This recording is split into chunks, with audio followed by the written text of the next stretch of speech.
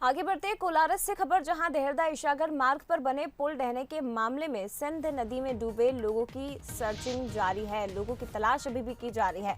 आपको बता दें कि 2 लोग बचा लिए गए हैं, लेकिन बाकी डूबे लोगों की तलाश की जा रही है। प्रशासनिक अमला मौके पर मौजूद है। तो बीती रात की एक घटना, जहां कोलारस के ईसागढ़ रोड स्थित ग्राम पचावली के पास सिंध नदी पर बना पुराना पुल अचानक मंगलवार की रात ढह गया और बताया जा रहा है कि पुल बीच में से अचानक टूट गया। पुल टूटने से 3 लोग पानी में बह गए थे। हालांकि 2 लोगों को सुरक्षित बाहर निकाल लिया गया है, वहीं एक शख्स की तलाश की जा रही है। तो सर्चिंग ऑपरेशन अभी भी जारी है। वहीं कल भी सर्चिंग ऑपरेशन किया जा रहा था, लेकिन अंधेरा होने के कारण खासी परेशानी हो रही थी और एक बार फिर से आज ये सर्चिंग शुरू की गई है। तो एक व्यक्ति का अब तक कोई सुराग नहीं लगा है। लापता व्यक्ति की तलाश की जा रही है।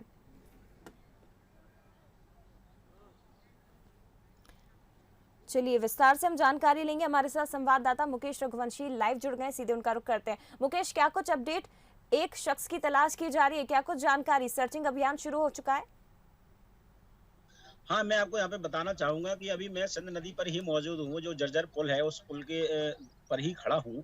और मेरे पीछे आप देख सकते हैं कि यहाँ पर ये एसडीआरएफ की टीम है। वो एसडीआरएफ की टीम अपनी पूरी तैयारी कर रही है और उस तैयारी में ये जायजा लिया जा रहा है कि पानी की गहराई कितनी है और सूरज की रोशनी पड़ने पर वहां पर कुछ मलबे के नीचे जो दिखाई दे उससे पता लगाया जा सके कि अभी जो कल शाम को जो घटना घटी थी उसमें कुल कितने लोग मलबे में दबे हो सकते हैं।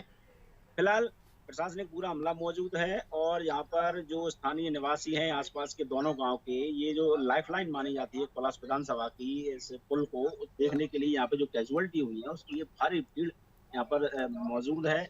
पुलिस बल तैनात है, दोनों ही थानों के पुलिस बल तैनात है। रनौत थाना क्षेत्र भी यहाँ पर पुलिस मौजूद है और कोलारस थाना पुलिस भी यहाँ पर मौजूद है। मैं यहाँ पर आपकी बात कराना चाहूंगा, स्थानीय जो नागरिक हैं जो प्रत्यक्षदर्शी थे उस समय जब ये पुल पर मौजूद थे, उन्होंने यहाँ पर क्या देखा, सबसे पहले हम उनसे बात करते हैं। आप बताइए, आप जब घटना हुई तब यहाँ पर मौजूद थे आप? जी। क्या क्या हुआ था उस समय? मैं उधर से आ रहा था और आया, जैसा ही पुल टूटा तो आवाज मिली पीछे से। मैंने पलट के उसको देखा तो उधर से बिल्कुल पानी दिखा ऊपर के लिए।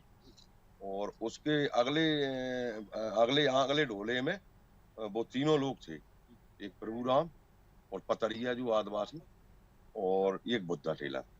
तो बुद्धा टेलर उधर के लिए गिर गया।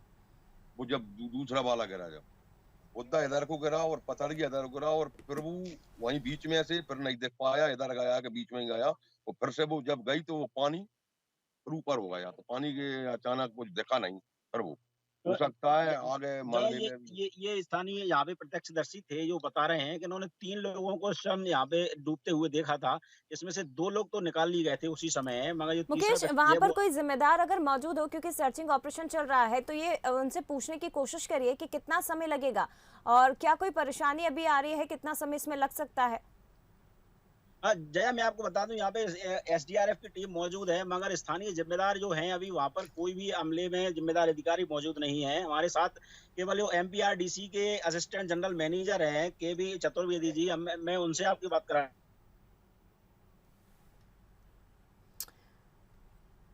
तो आपको बता दें, कोलारस से इस वक्त की तस्वीरें आप देख रहे हैं, सीधी तस्वीरें, जहां देहरदा ईशागढ़ मार्ग पर बना पुल अचानक से बीती रात ढह गया। पुल पर 3 लोग मौजूद थे जो कि एक एक करके इस सिंध नदी में डूब गए। हालांकि बताया जा रहा है कि इनमें से एक शख्स को ग्रामीणों ने बचा लिया।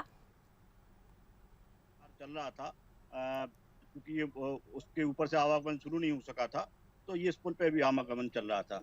जब बीच में 7 अगस्त की बड़ी बाढ़ आई और इस पुल क्षतिग्रस्त हुआ, तो उसके बाद से इस पुल को बंद कर दिया गया था। प्रशासन को भी सूचना दी गई थी, पुलिस को भी सूचना दी गई थी और उन्होंने अपने पुलिस मैन एंगेज करके इस पुल को पूरी तरह बंद कर दिया था। हम लोगों ने भी दोनों ओर बड़ी-बड़ी नालियां खोद के इस पुल पे पूरी तरह आवागमन प्रतिबंधित कर रखा था। और उसके बाद जैसे ही 10-11 तारीख को पुल पे से पानी कम हो गया, तो हम इसको रिपेयर करना शुरू कर रहे थे। अभी कल तक हमारा रिपेयर काम चल ही रहा था, इस दौरान ये हादसा हो गया। अच्छा, एक बात और बताइए, ये जब पुल पूरी तरह डैमेज हो गया था, आवाजाही बंद थी, तो मरम्मत का काम क्यों किया जा रहा था और ये नए पुल में देरी क्यों हो रही है? नए पुल में तो क्योंकि ये जो काम कर रही थी वो नए पुल का, गंगोत्री कंस्ट्रक्शन कंपनी उनका वो लोग काम कर नहीं पा रहे थे। कई दिनों से उनसे पत्राचार हो रहा था, विभाग ने उनको कई पत्र लिखे थे शीघ्र काम करने हेतु, लेकिन वो उसमें रुचि नहीं ले रहे थे। और इसके बाद फिर जो शेष काम बचा था, उस शेष काम को उनसे टर्मिनेट करके और दूसरी कंपनी को उसका ठेका दिया गया था और वो कंपनी काम कर रही थी। बीच में कोरोना काल आ गया तो 1 डेढ़ महीने काम उसमें डिस्टर्ब रहा और वो काम लगभग 70-90% के आसपास पूरा हो गया है और थोड़ा सा काम उसमें बाकी है। इस दौरान ये बारिश आ गई और वो ऊपर से आवागमन शुरू नहीं हो सका। तो जया, ये देखा आपने एमपीआरडीसी के जो चतुर्वेदी थे वो बता रहे हैं कि आखिर क्यों विलंब हो रहा था नए पुल निर्माण में। आपको यहाँ पे पुल की भी कुछ झलक दिखाना चाहूंगा। ये देखिए पुल किस तरह से जर्जर हालत में हो गया है और ये अलग दिख रहा है बिल्कुल इसकी कि ये यहाँ से भी पुल पूरी तरह से डैमेज हो चुका है और ये नदी में कभी भी गिर सकता है। और ये सामने की तस्वीरें देखिए आप, ये सामने की तस्वीरें भी साफ दिखाई दे रही हैं कि पुल किस तरह से यहाँ पे गिरा था और किस तरह से लोग यहाँ पे सिंध नदी में समा गए हैं। बिल्कुल 100 साल से ज़्यादा पुराना ये पुल बताया जा रहा है और यहाँ पर काम भी चल रहा था, मरम्मत की जा रही थी, लेकिन जिम्मेदार ये कह रहे हैं कि आवाजाही बंद थी, रोक लगा दी गई थी लोगों के पहुंचने पर। लेकिन महत्वपूर्ण बात यह है कि जब इस पुल पर रोक थी तो ग्रामीण पुल पर पहुंच कैसे गए, ये बड़ा सवाल है।